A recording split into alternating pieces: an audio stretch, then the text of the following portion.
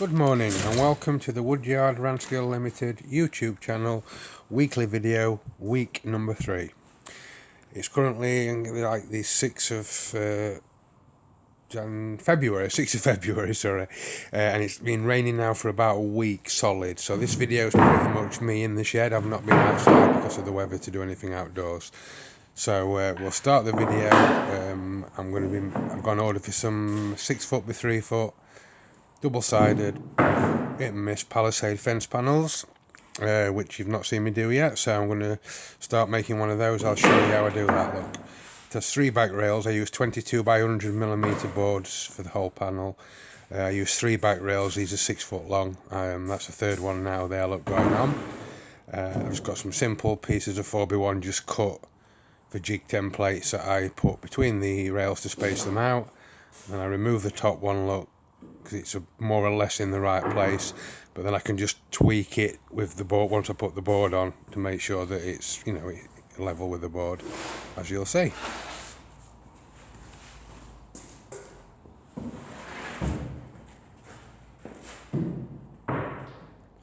And here are the obviously 4x1s which are cut at 3 foot high, 900mm, and we'll start this 12 on the front and 11 on the back. So we're starting with the front of the panel here, obviously 1 board on each end to start with, and that's why I took the little wooden block out, look, so I can just line, just tweak it just to make sure it's perfectly in line with the top rail. And here we go. So we'll nail these first 12 boards on, and I'll see how I do that.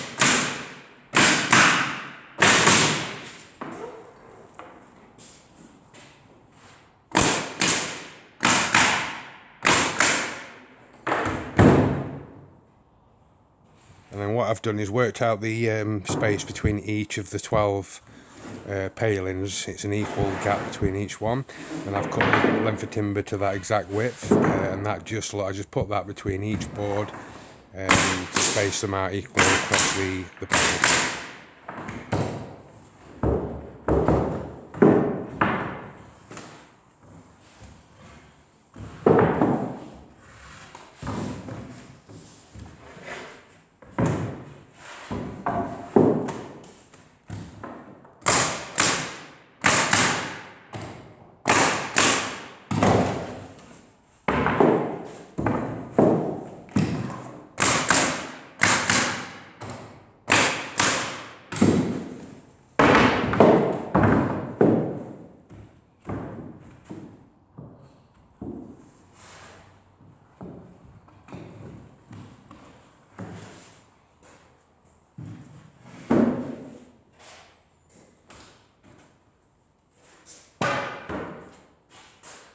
What I'm going to do now when I find the tape measure is just check that the boards are running level and even across the panel. Because even though I'm using a spacer, it's wood again, as you know, and it's not always true.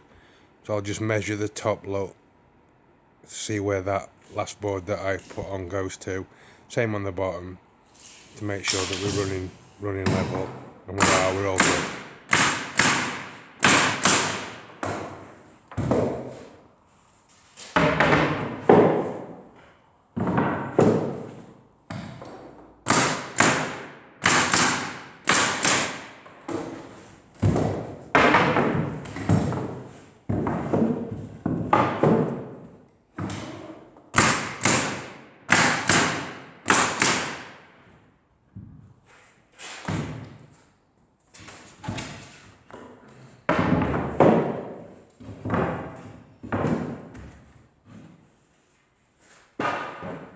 And again, just get the tape measure and just check again, make sure we're good.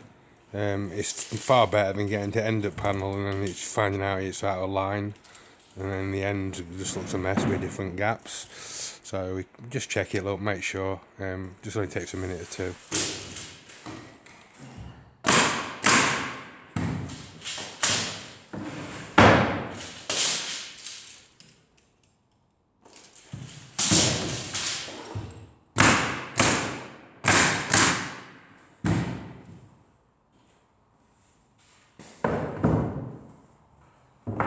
And what I do now, rather than nail the last few boards on, I just lay them across and just make sure again, just another double check that it's going to fit perfectly. before I nail them, because once you've nailed them obviously you can't move them. And I mean, when I'm happy with it, I'll probably just tweak the last board look, or just to make sure. It's just me wanting to make sure that everything's perfect. So I just make sure it's all bang in line before I nail it up.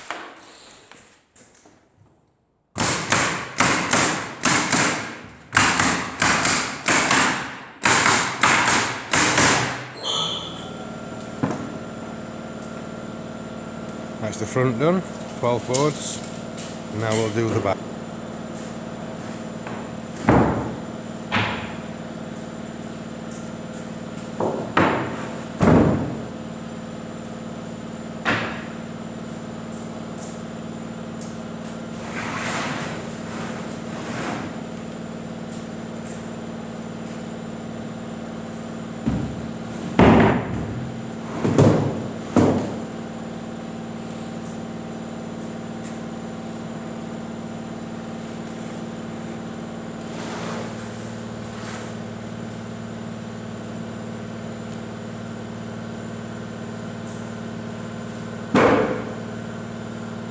What we need to do here is just make sure that the first board we put on each end is equally covering the space between the front boards, so you can't see through it.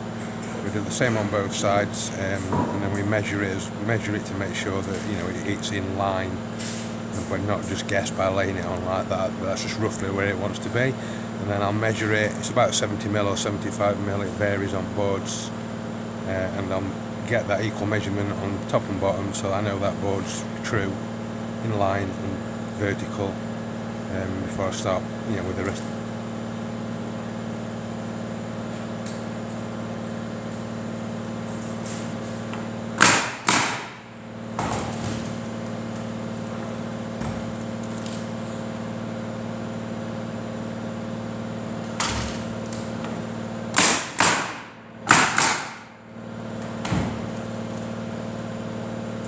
Obviously, it's vital that you make sure that this first board is exactly straight and vertical, equal gap, top and bottom look, or the whole back or the whole panel will be out when you nail the rest of it across if this first board's not dead level. So I just take the time to make sure it's right before I.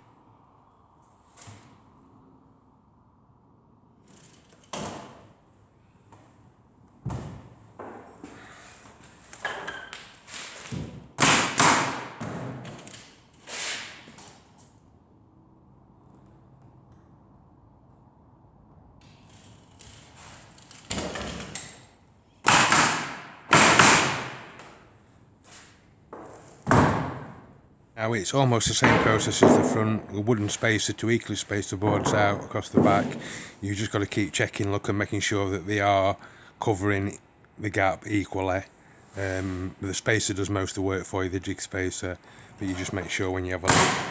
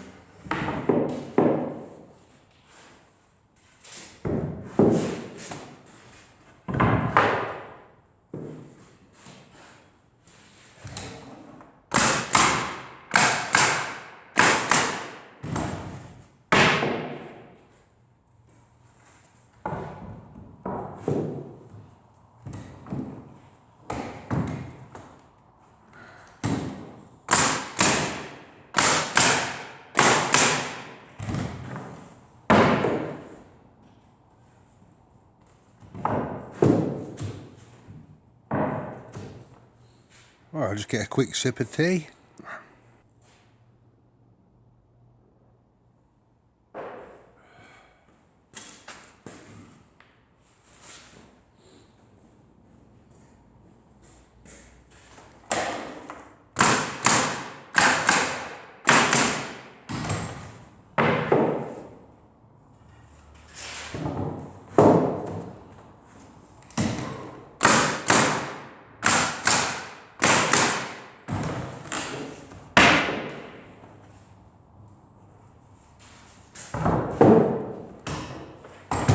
again, look, we're just going to go around to the end of the table and just have a look, make sure that the board's in the right place.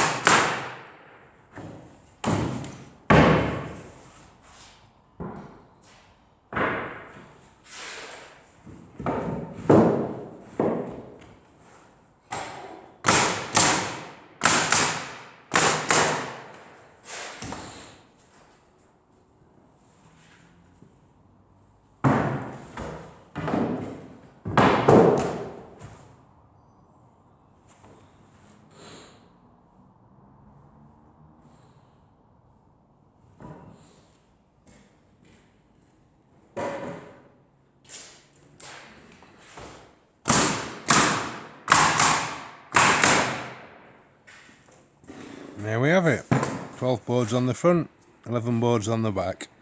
Now we'll let you have a look at the finish.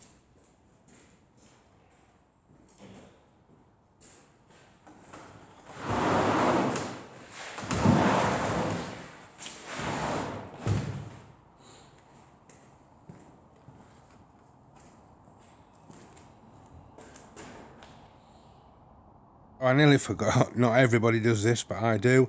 I now paint the ends because these boards were cut in half. There were 6 foot boards cut in half to 3 foot. So I've used the same end on the top of the panel, but it's just a cut, you know, because it's been sewn and it's a clean cut. And now just seal all the ends in with the proper, you know, proper paint for the job.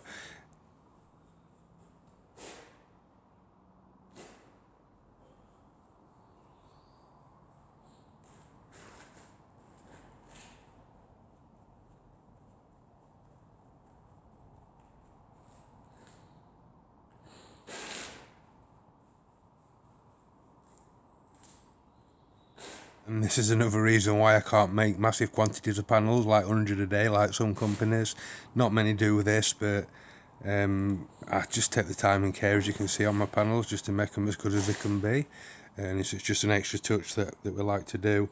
It'll make the panel last longer, obviously, because the cut clean end will absorb the water more and make the panel rot faster. So by doing this, it takes a little bit of time, look. But by putting this little bit of effort in, it just makes a better panel overall.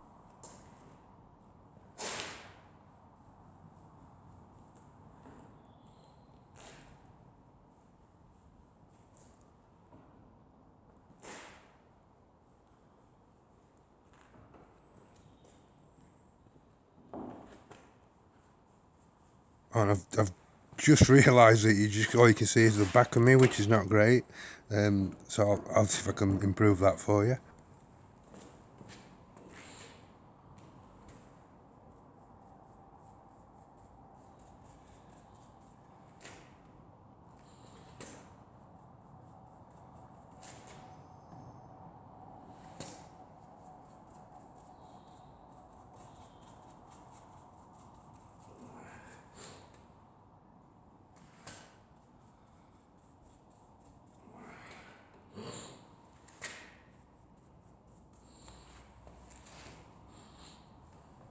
And finally, I've finished.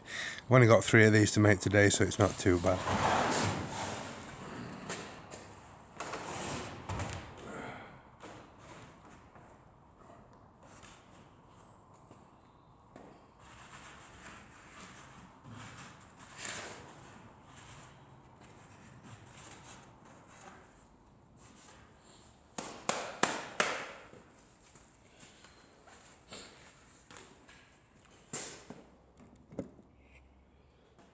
Oh, and there we go.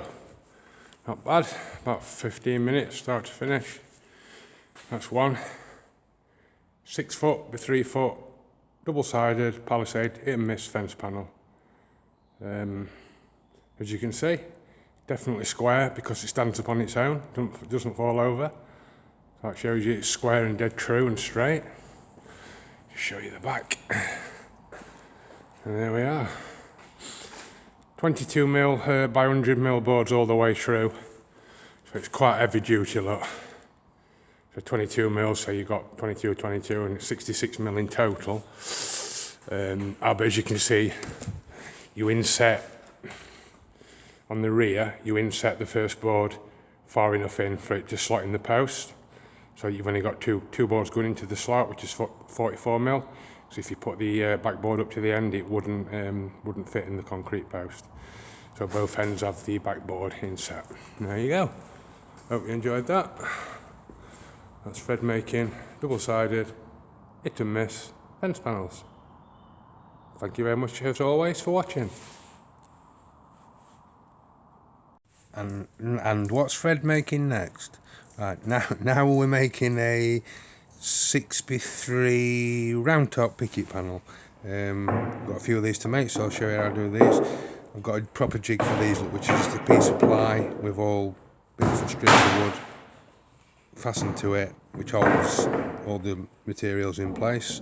And I just drop this jig ply template on top of my main bench, just to quickly make a picket panel.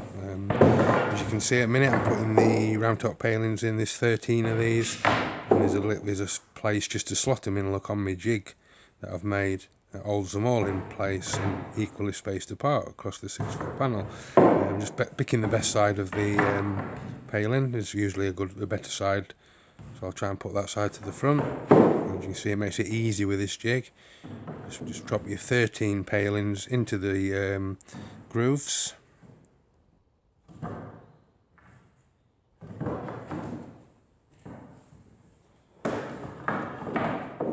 That's the 13 palings in place. Now we just need 2 back rails, and again these go in specific places on the jig that holds them in place. Look, there's one, the bottom, and then the top rail again. Just push it up to my little wooden blocks and then nail it up. Here we go, and just nail it up.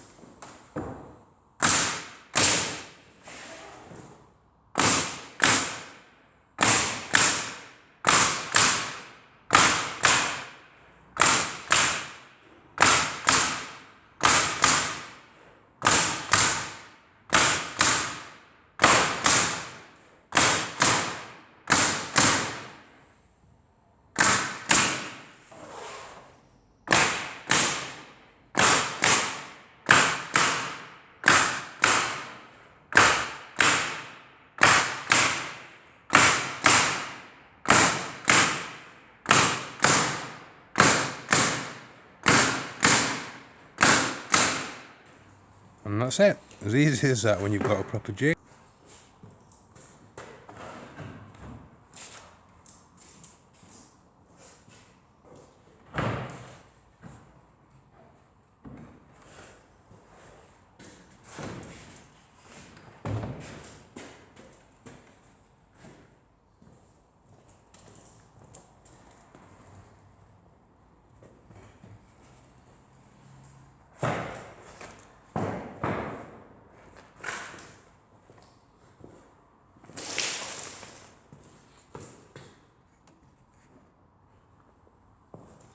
And there you have it.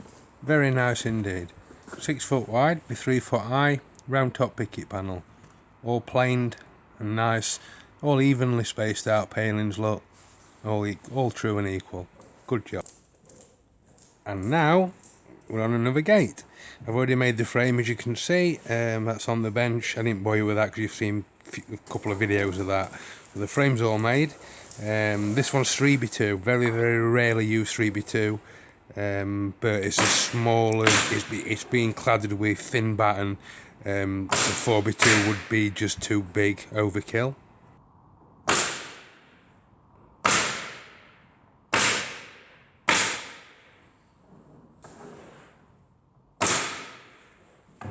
And this is actually the first time I've done one of these gates. It's like a harmony gate, contemporary horizontal batten. It's to go with a job that I'm doing, an install job of panels and a matching gate, which hopefully you'll see in the next video. So I'm making the gate now.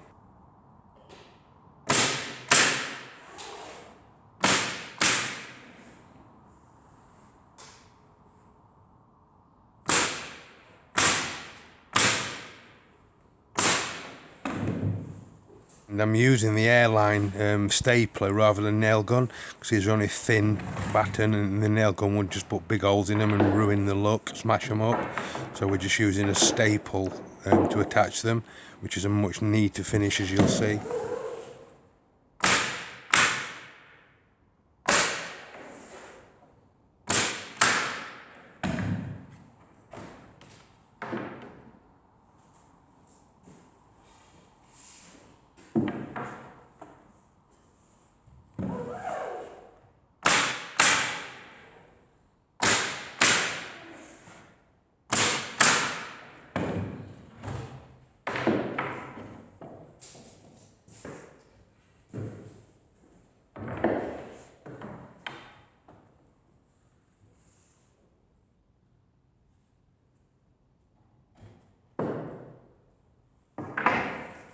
And again, as always, just going to check with a tape measure.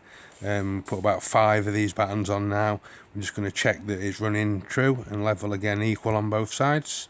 This just needs to be done whenever you're cladding anything like tongue and groove, batten. You've got to make sure that you're running in line all the time.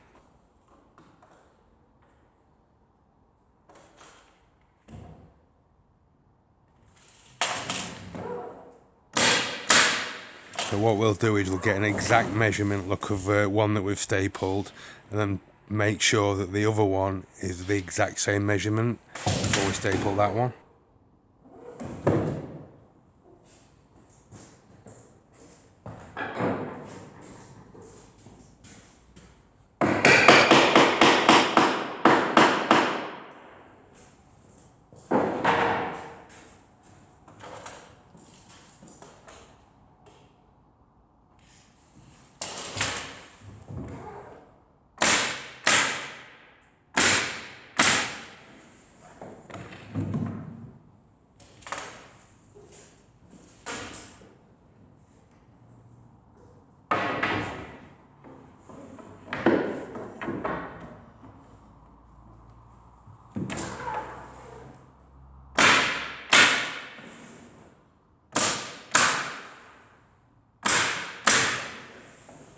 And the long length of wood, as you can see, is just what I'm using to space these equally apart between.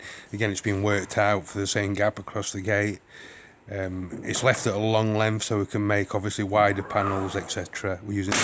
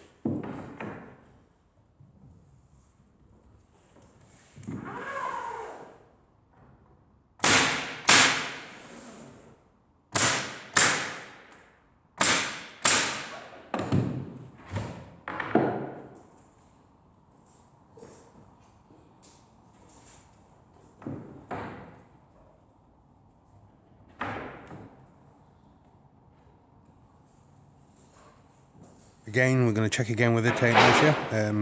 I usually do this every 5 battens, so I did it on like the 5th batten, and this is like the 10th batten. So 5, 10, 15, 20, 25, just to keep making sure that I am running true all the way up the gate.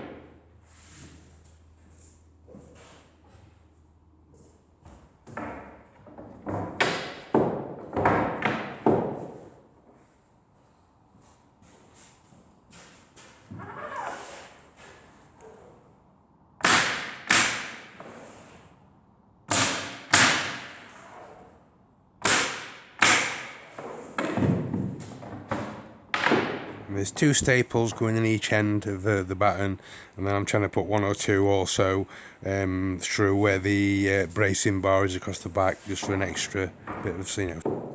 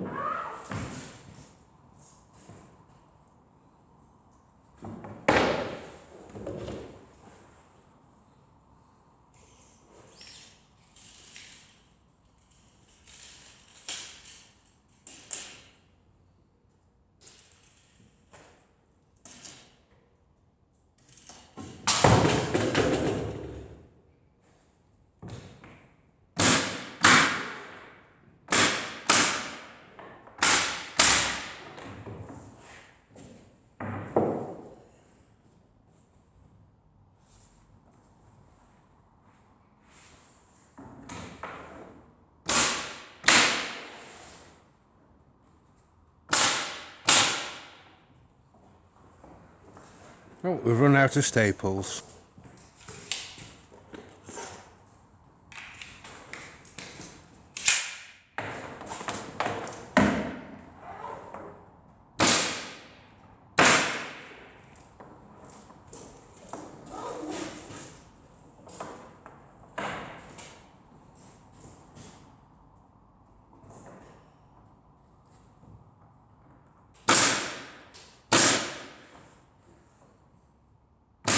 Having to re-staple the top lat because I ran out of staples, as you saw, and there's no staples in it, just little puncture holes.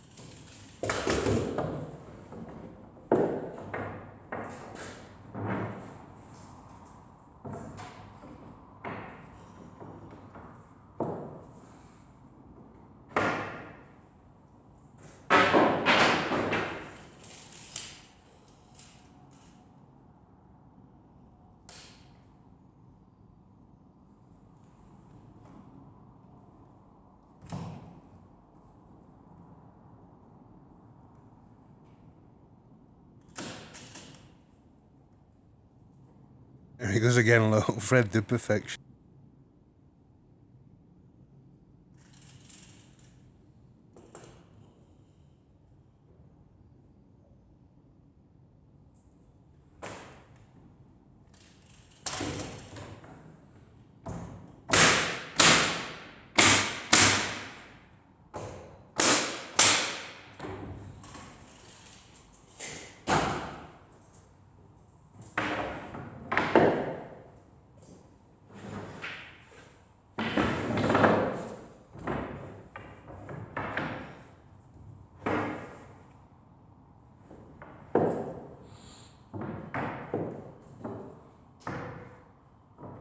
And again, I'll just manually lay out the last few lats just to make sure that it all fits perfectly before I actually staple them in, rather than staple up to the last one and find out that it's not right.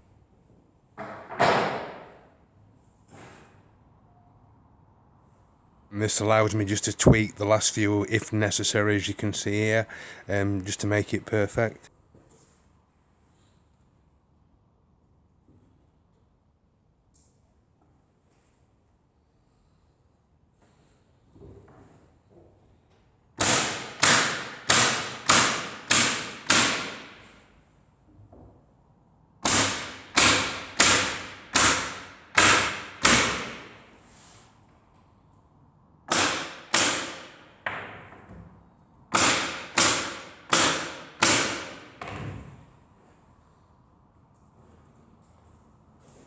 And now we just need a top weather cap on it, and then we're about done.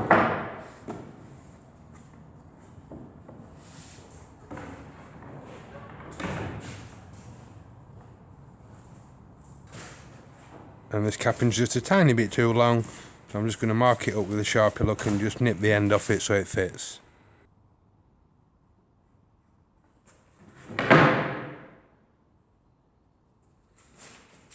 I thought I'd cut that to the right size, but obviously I've not.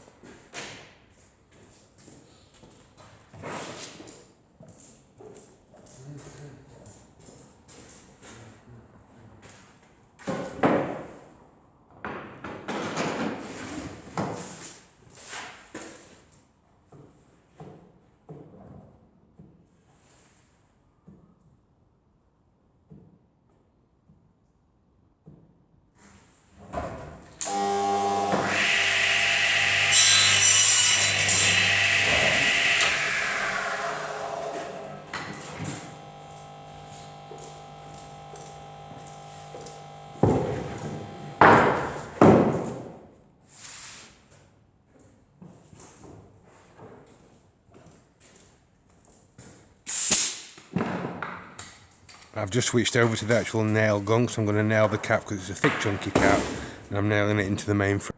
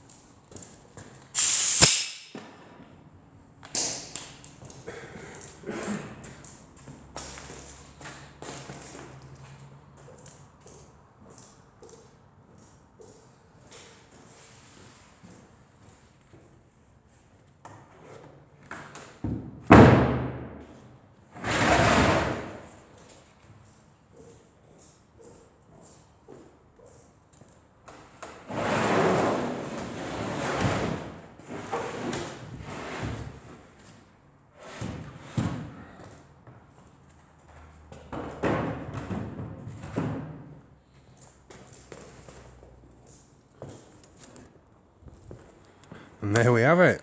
It's not too shabby at all, that, is it? Not for my first attempt at one of those style gates. It's actually really nice. Now this gate's to go with a install. It'll be my first install of the year. Hopefully we'll get that done next week when it stops raining. It's a 6-bay install of this style panels with this matching gate.